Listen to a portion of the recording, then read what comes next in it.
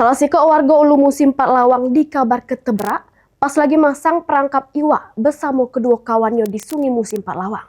Tim SAR gabungan melakukan operasi pencarian korban dengan cara menyisir permukaan sungai make perahu karet.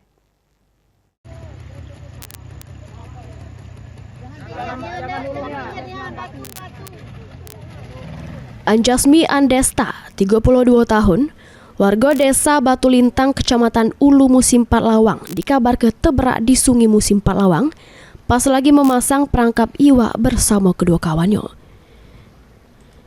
Bermula korban bersama kawannya berpencar untuk memasang perangkap iwa di sungai. Dalam berselang kedua kawannya dengar kejeritan korban minta pertolongan. Pas diparai, korban sudah tidak ada lagi.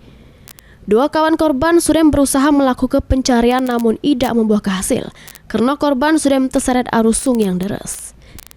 Tim SAR gabungan yang dapat informasi langsung bergerak melakukan operasi pencarian korban dengan cara menyisiri permukaan sungai serta membuat gelombang supaya korban naik ke permukaan sungai pakai perahu karet. Upaya pencarian oleh tim SAR gabungan bakal terus dilakukan sampai 7 hari ke depan. Tim Liputan PAL TV.